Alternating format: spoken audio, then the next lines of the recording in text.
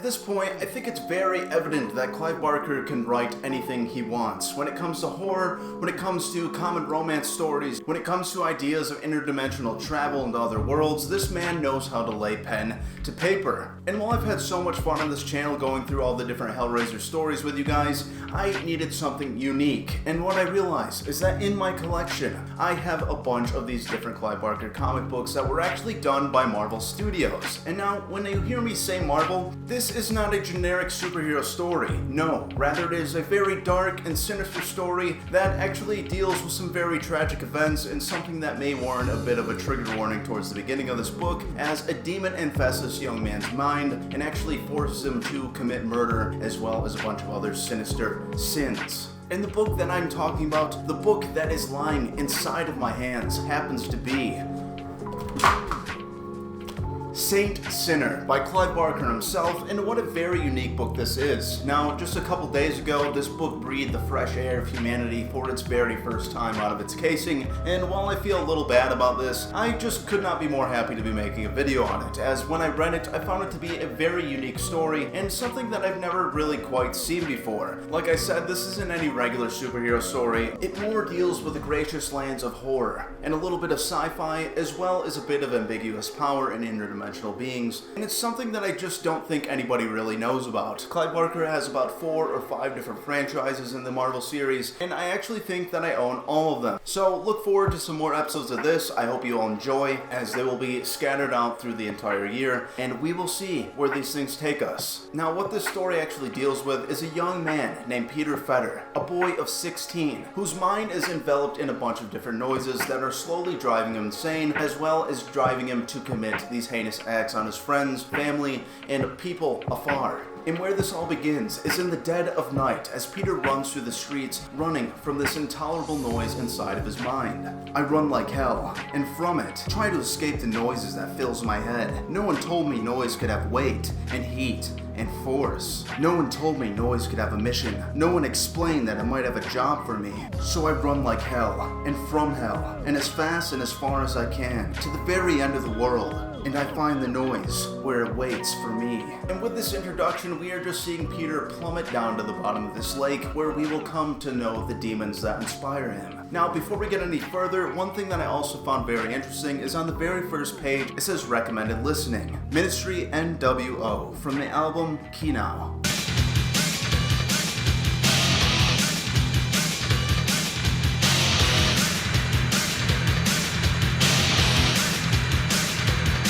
And this is an idea that I've always thought about when it comes to different books and comics, and any kind of story that you are reading is a nice little song that can go with it to really settle in the mood. So you all go listen to that and let me know what you think it is. I find it before hell's very gate. My name is Philip Fetter, and I am dying. Just last week, noise was my friend, and all sounds were beautiful. And as Peter is plunging deeper and deeper into this lake, we come across the demon that has been haunting him this entire time. And I gotta say, all the different text bubbles and things like that are hit with a level of decoration that I also very much appreciate. I think it adds a lot to the book itself, and it's just something that's a little more pleasant to the eyes. You dare defy me? I'll burn you, human. Rend your mind. Save yourself, boy. Live and serve. I will make a god of you.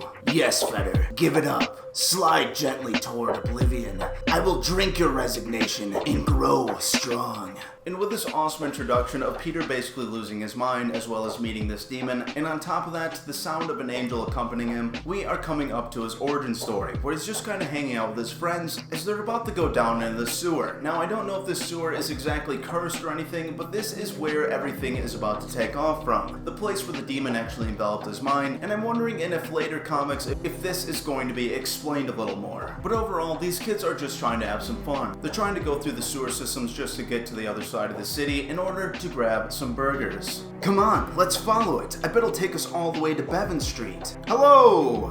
Great acoustics, huh? Then we just crawl out of a manhole and freak out the startled masses. So which way do we go? Depends. We either split up or toss a coin. Got a quarter, Philip? Nah, forgot that. I'll take the left, you guys go right. Meet you at Chateau Blanc. Last one there buys the cheeseburgers. And as we're seeing a young Peter Fetter, all developed in a Sonic Youth t-shirt, he's going alone throughout these sewer systems. And as he's making his travels through this dark ecosystem, he begins to hear the noise that'll inevitably ruin his life. Philip Fetter, your friend has a nice jacket. You should have a jacket like that. Who? What was that? Hello? And as Philip hears these noises, we cut back to his other friends, Danny and Greg, as they're going through the right side of this tunnel, and they begin to make their travels, when suddenly their torch goes out, and they have no idea what's going on. Suddenly, something completely out of the dark goes and attacks Danny. And all we're seeing is the red hair that we come to know that Peter has, as well as an old knife as he hangs it above his friend's head. Greg,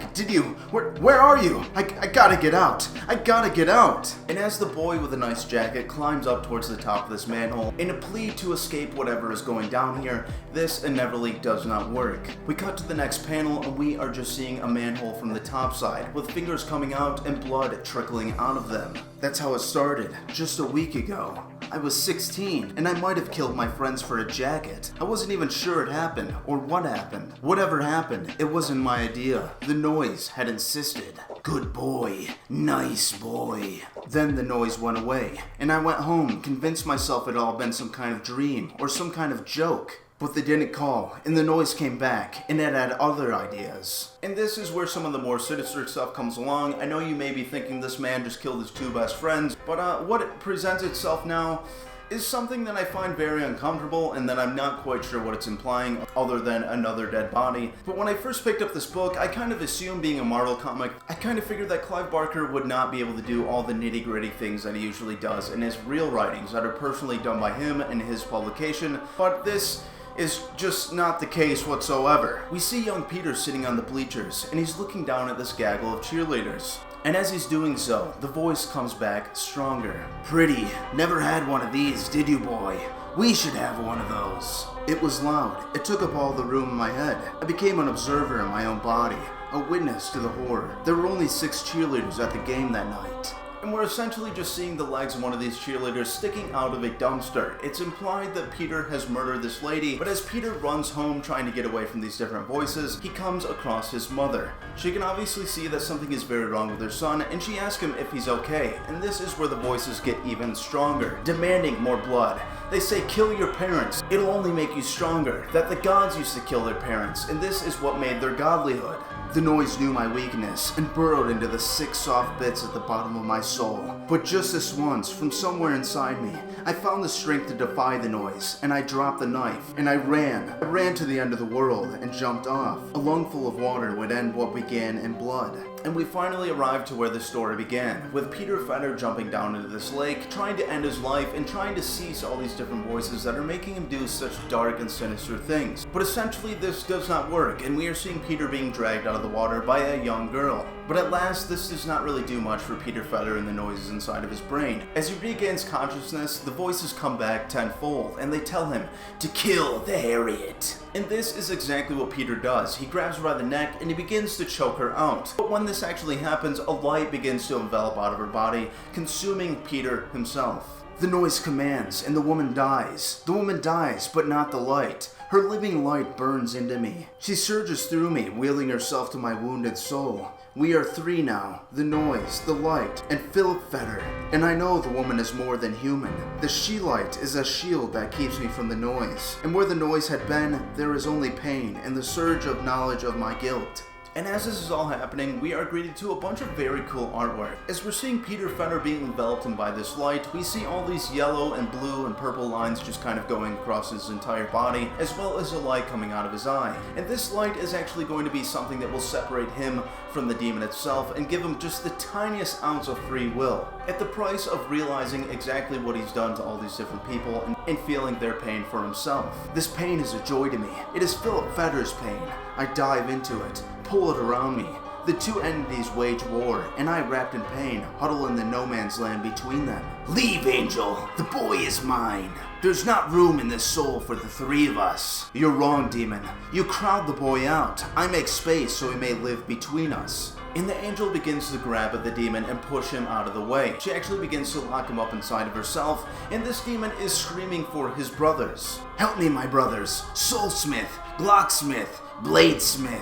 And out of a dreaming void behind Peter Fetter comes these different individuals, all these different demons, and something that I'm really excited to learn more about as we get through a bunch of these different comics is where exactly these people come from. It is never exactly said that they come from hell itself, but more from a alternate dimension, similar to Purgatory, where they keep all their captives. "We're here, brother. Runesmith, Soulsmith comes, and Glocksmith right on time. Bladesmith swears he'll slice you out of this flesh." And as these entities emerge, they grab Peter and they pull him through the dreaming void behind him, and we are greeted to this giant turtle skeleton. Now, giant turtles in horror stories seems to be an incredibly familiar thing between all these different writers, at least between Barker and Stephen King himself, and possibly even Terry Pratchett. It seems that a lot of these writers like to think of a giant turtle being the holder of different kinds of civilizations, or merely the universe itself, and it's just a coincidence that I find very strange as I come to read more and more books, comic books and graphic novels. It's just something that always strikes me a little odd.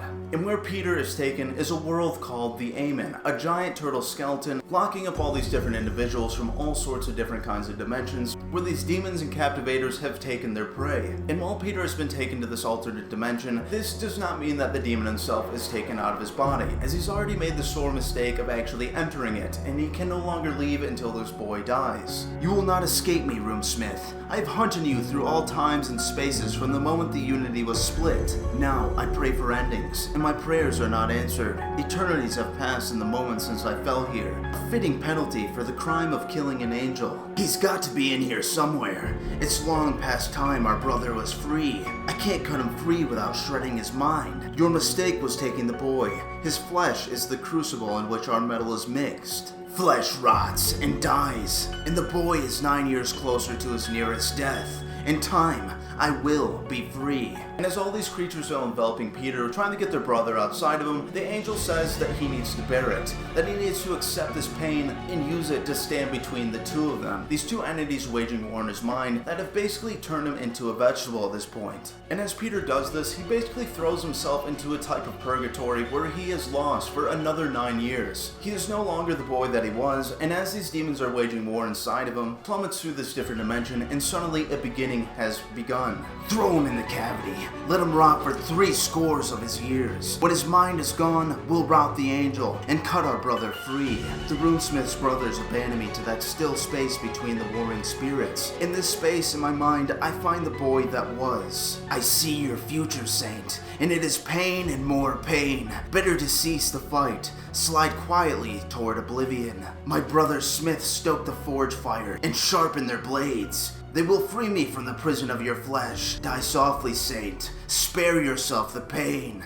And as the demon goes on with his ramblings, the angel pops back in place and tells Peter that he needs to ignore these demons, that they actually feed on resignation, on his guilt, and on his fear that he will never be able to leave this place. She tells him that he needs to use this to his strengths, and that he needs to choose to live. And as we're seeing Peter stuck in this cage, this is merely a symbol of his own mind. And he tells her that he would rather die, that these two waging spirits in his mind have left him with utterly no choice at all. They've made him prisoner in a world where he can never see the light of day again. But inevitably what Peter realizes that this is all happening in the boy that he used to know that he was. And as he actually brings himself to reality and the place where he actually is, instead of standing between these two monsters, he finds himself in an actual physical location. But as he's doing this, he realizes that he has aged over 9 years, and that he is no longer a boy as he continues to fight for his own mind to be freed from all these different creatures. For the man I have become, I look outward for the first time in 9 years. Here, in this hole, I am bound by writhing manacles, living creatures, eel-like and animal, but rooted like plants to the cell's fleshy walls. I am a prisoner. With me are others, prisoners too, unlike any other beings I have ever seen before. And with each one of them, they continue to ask him if he's learned his powers, if he can possibly break them free. He tells them that there is no powers, only merely two entities that constantly war in his mind. And as he says this, the rotting woman approaches. They are not in you, they are of you. Use them and help free ourselves. Know me as Mismash. I've been patching myself with death. They know death is too pale to keep the body and soul together. Perhaps you could spare a small piece of yourself. And as this deathly woman approaches Peter, tears fall from his eyes, and she merely plucks one from her cheek, and she adds it to the hole on her body, and from it, a small flower begins to grow. There, I need beauty to fill the holes in me. Life grows from death, a talent to rival the dimension-tripping power of my kind. Your power may prove to be greater if you direct it. Try to free yourself. This isn't life, and I only bring death. And anyway, who are you people? And most times, I will have been called Kento Kanto. Now and here, I'm just one of the dispossessed. You're the one that counts. Do something, or we'll die down here. Free yourself. Be in effect. And as Peter reaches deep within himself, thinking about these shackles to be gone, the eel-like creatures beside him begin to shrink, and he's actually thinking that he just murdered yet another creature, when the woman of Rot just kind of comes up to him and tells him that they are merely racing back to their own births. And with Peter being free, this entire strange prison in this alternate dimension of pain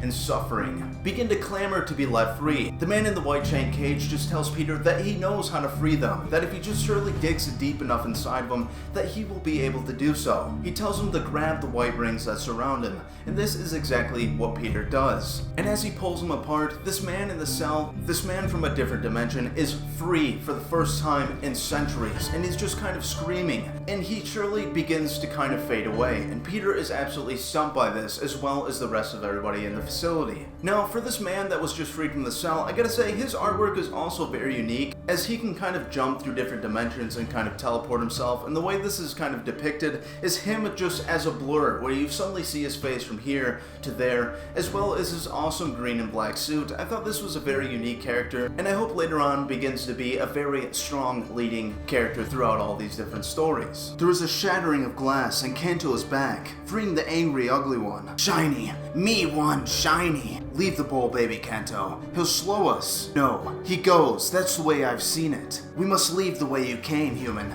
We are banished from our own worlds. Their gates do not open to us. You must crack time and space for us. We need to move between them. I don't know how. And as Peter is becoming more and more frustrated with all these creatures just kind of telling him to use these powers that he doesn't even know that he has, realizes that something in his mind has just clicked, and that deep within him, he is able to bring a force like no other to actually rupture the side of the cell. And on the other side, we are seeing the giant skeletal turtle that encases them all. As they all begin to leave, somebody actually hands Peter his brown jacket that he actually took from his friend that he murdered, and he realizes that they needed to go where this all began in the first place, back to the sewers. We move through the Smith's realm, these creatures and I, the hell breath of demons raising the hair on the backs of our necks. What are they, and where am I leading them? My companions and comrades. That way, we're near the place where I first entered the Amen. I need good raw life again, and the smell of fresh air. This is after here, a taste of some world leaf through this spot. It is your smell, human.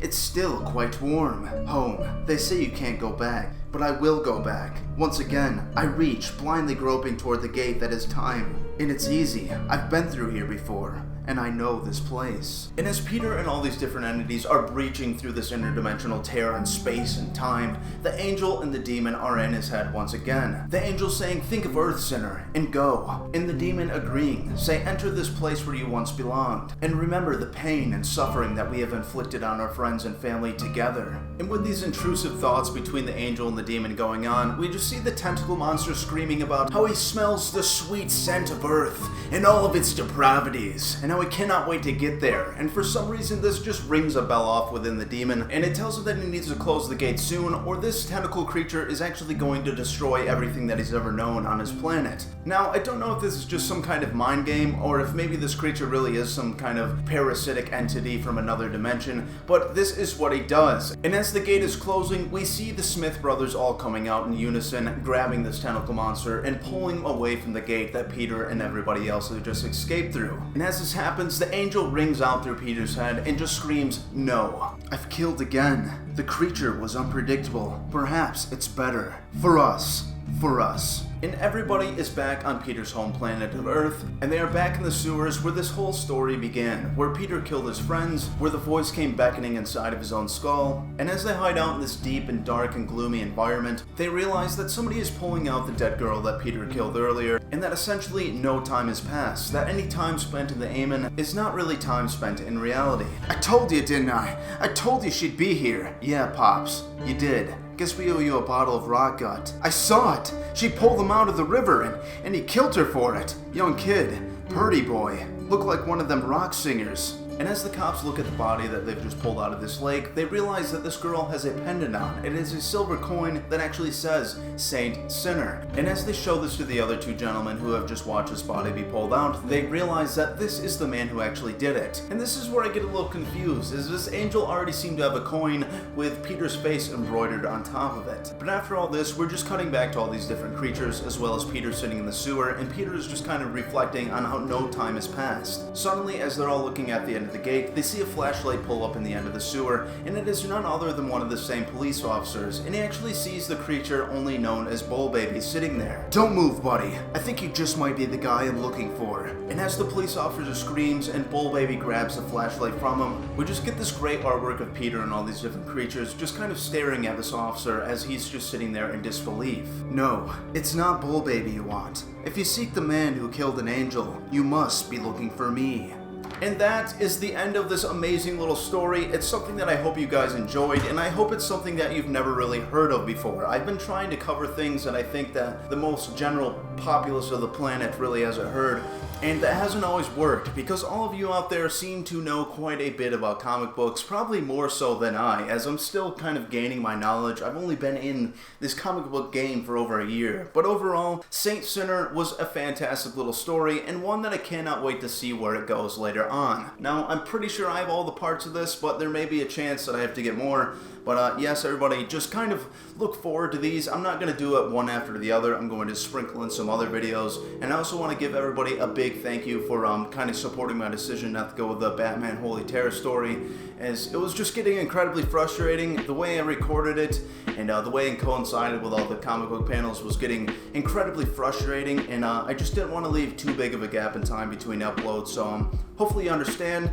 And also, Last Ronin, the man who watches nearly every single one of my videos. I know it's late, but you recently told me that it was your birthday, so I just want to give you a happy birthday, man, and just thank you so much for being so cool throughout all your comments, throughout all my videos, and I hope you had a great day. But yes, everybody, this has been Saint Sinner, a very unique Clive Barker story, one that was surprisingly produced by Marvel Studios, which, like I said in the beginning, was very shocking to me. But overall, I think panned out to be a very good story. With Peter Fetter, and what a great name that is, as well as all these interdimensional beings that he's met. I really want to hear more about the one that can actually teleport and just kind of loop through different places, and as well as what all these people are going to be doing back down on Earth. And on top of that, one of them actually mentioned that the gates to their own dimensions have been permanently closed, so I don't know if that means that these creatures are for the better, or if there is a reason why they've been stuck in the Amen. So many questions, so many things to learn, and a new franchise that I think I can dig my hands into, as well as all of you. So let me know down in the comments what you guys think,